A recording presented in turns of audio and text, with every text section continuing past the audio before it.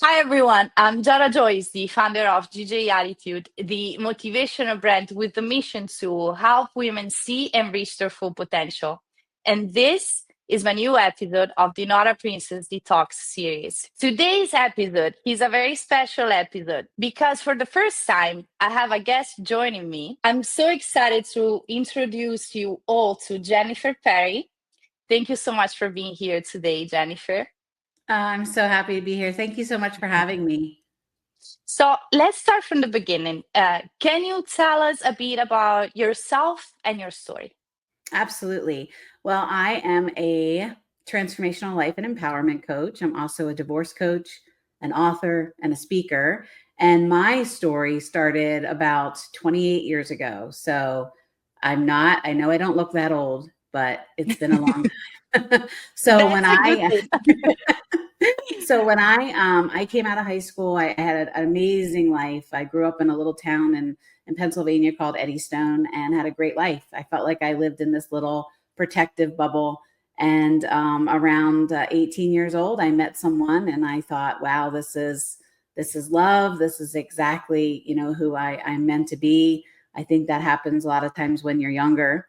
And we ended up getting married. And shortly before we got married, I started noticing a little bit. Mm, He was very quick to temper, but I just thought, I mean, there was that bad boy vibe about him that I think back in the yeah. back in the day was attractive to some people. And when somebody tells you enough, in some cases, to not do something, what do? You go do it, right? So we got into the relationship, and shortly thereafter, I knew that it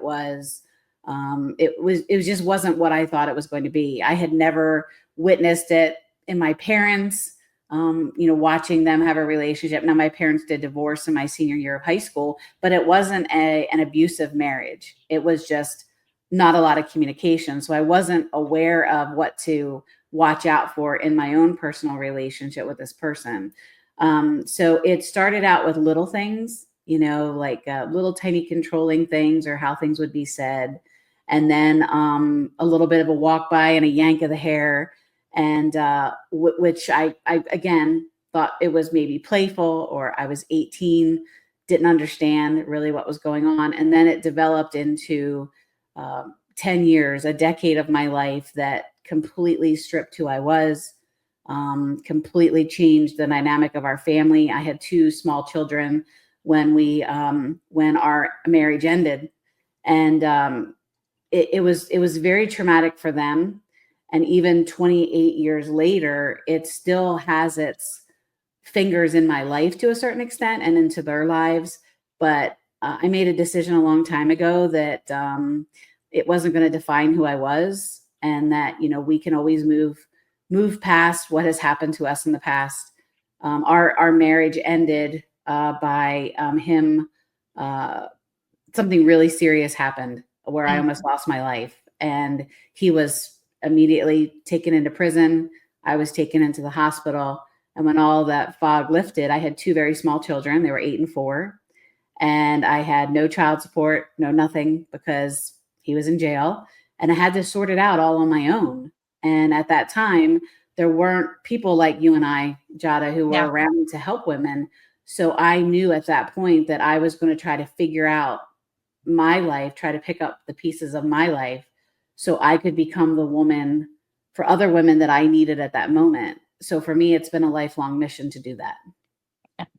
Well, first of all, the thing that I can tell you right now is that you're being extremely strong. As you said, I understand the difference between being a woman in an abusive relationship in 2025 and being a woman in an abusive relationship even when was that? You said 20 years ago, right?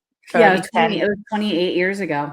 Yeah. Yep. So I understand that also from the perspective of a child. Like my father was abusive towards my mom, so I understand what the difficulty that a woman was facing back then to, even have people to believe what was happening instead of, Right. yeah. I know that that is a very hard part, which is still, I believe, as of today, a little hard to make people understand what is going on. And so I'm really happy that you took that decision. But I was about to ask you what happened to make you go out of to take you out of that situation, but you definitely responded to that already. Would you like maybe to share a bit with women what happened to you after, like in your healing journey? Let's Mhm. say, how was it for you? It felt very isolating. I think you figure back in those days, we didn't have the social media, the connectivity that we have now. So I felt extremely isolated because over a decade I was isolated from my family. I was isolated from friends. I wasn't allowed to work. So I went into this marriage with a total feeling of self. Like I Mhm. knew who I was. I knew what I was going to do. I had amazing friends and had just a wonderful life ahead. And then that all got stripped away. So coming out of that, sitting there feeling completely isolated, completely broken, and trying to figure out, okay, how do I not only take care of myself and heal with all the damage that has been done to me? How do I pull my children along with it? And some of that started to manifest in my 8-year-old because my 8-year-old would then go to school and he would chase little girls and beat them up on the playground because in his mind, that's what he saw when you loved somebody. That's what that connectivity Yes. was for him. And he didn't see a loving, wonderful relationship. He grew up in just chaos. And my Yeah. 8-year-old was also part of the abuse as well. My ex-husband started to become physical with him. And there were times where and it's hard to admit, but I thought if I was no longer here and I could take my children with me and no longer be here, then I would protect all three of us. So it was at that point where I was almost so desperate that I was going to, do what I needed to do to protect us forever, and that was just not to So be here anymore. so we And can that tell that that is where you grabbed your where you found your own strength and resilience, right? it did, and trying to come out of that, and I know for me, I had really no sense of, okay, financially, what do I have to do? How do I move forward? How do I start working? How do I, because again, I had spent really 10 years not being in the workforce. I wasn't allowed to, so I had to figure out inside me what skills could I do, or what could I do for my children. We found a place to live. I had become a client of the kind of like the Department of Justice, but more of a local women's shelter type of organization, to where they would help you with a little bit of money, get you out, get you into an apartment. And that's where I was. And that would have never been where I would have thought I would be, with 2 children trying to sort it out. So I started, found my first job answering phones, then worked in a bakery. I was working 3 jobs to try to make $1,000 a month at that time, just to cover all expenses and take care of things. And I knew, what? Nobody's coming to save me. I did this to myself. That's how I felt. I got myself into this mess. I have to get myself out of this mess and bring my 2 children who had no decision in it. I had to bring them along. So I spent a lot of time looking inside and figuring out, okay, I knew I was smart. What can I do? I was working 3 jobs. There were days where I would hide in the bathroom and cry my eyes out just to I make know. sure my kids didn't know what was really going on. We fell in love with the dollar store. We spent a lot of times in the Dollar Tree, and we had a lot of holidays around that. But little by little, things got easier. And little by little, I picked up the pieces. And it's kind of like a disco ball. That's all the little tiny pieces. I felt like every single one of those became a part of my life. And I use that saying a lot to women I work with. I'm like, you're not broken. You're a disco ball. You're all those little shiny pieces, and they've just come together over time. So you have to really start to seek inside and divide the truth between the BS, and that takes time, and you have to just be patient.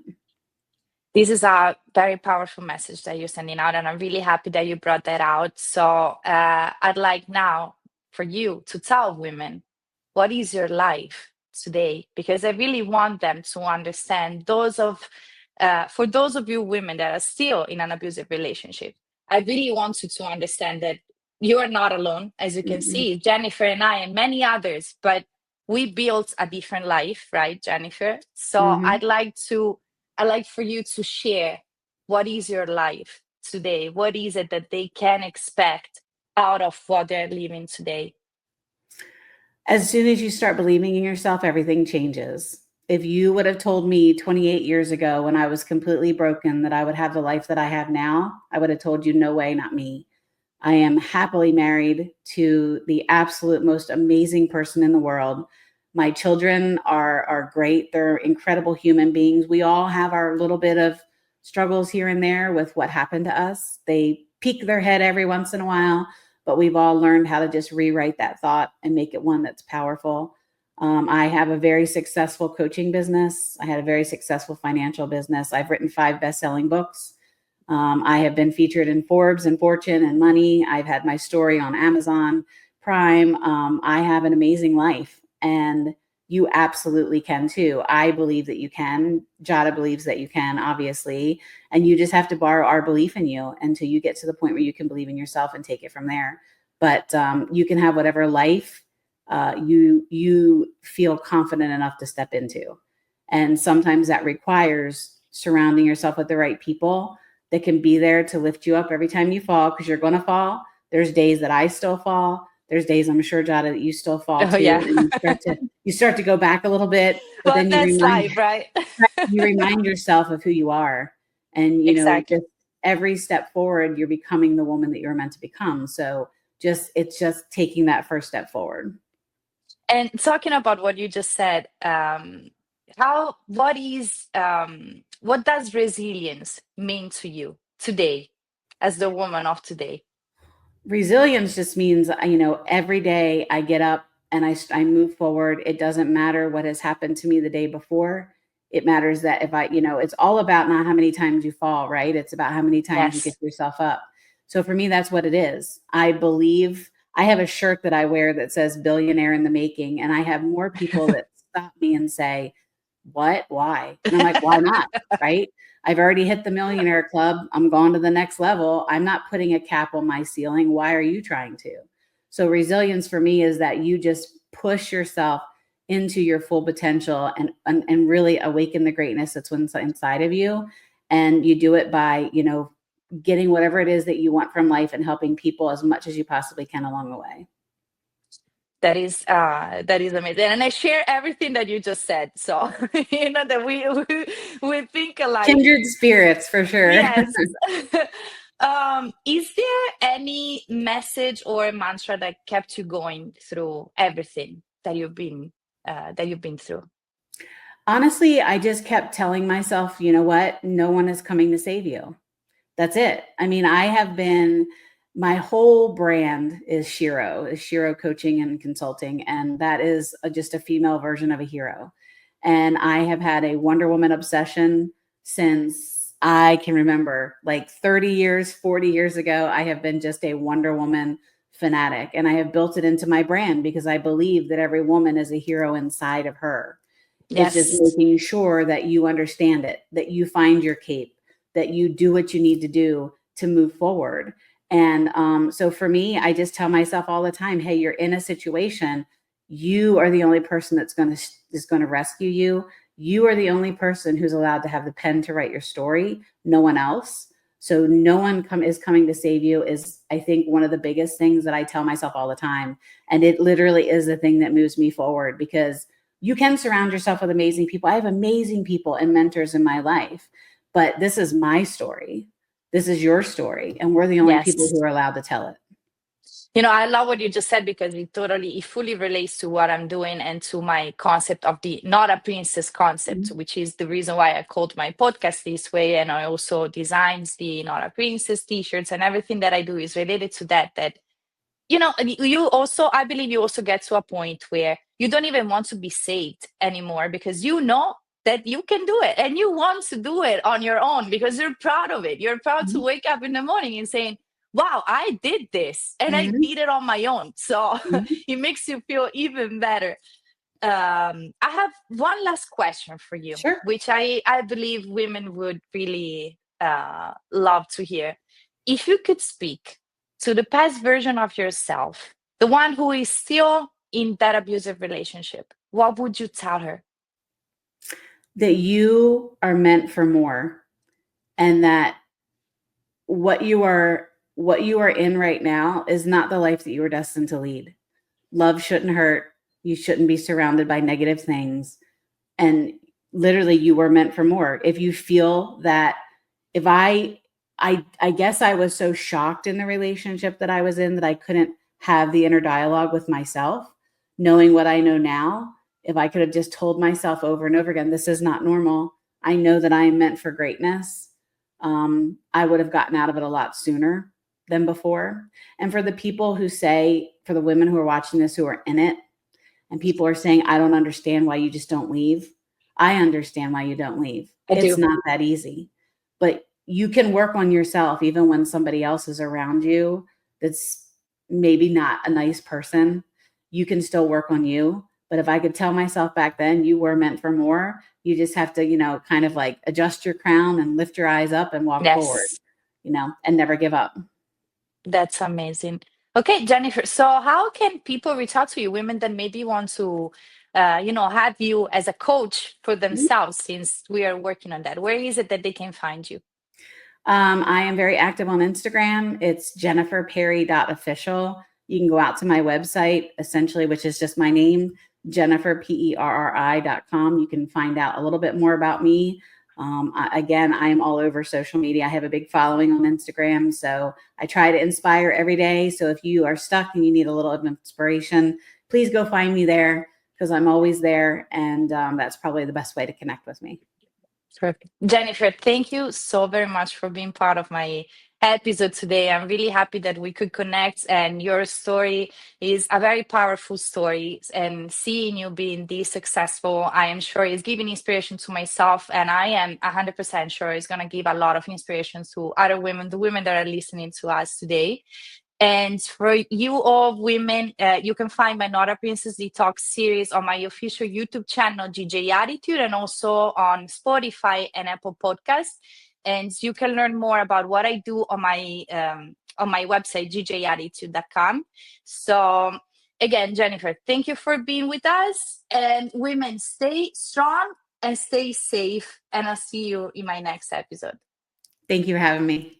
If you or someone you know is in immediate danger or needs help with domestic violence, please call the National Domestic Violence Hotline at 800-799-7233 or text BEGIN to 88788.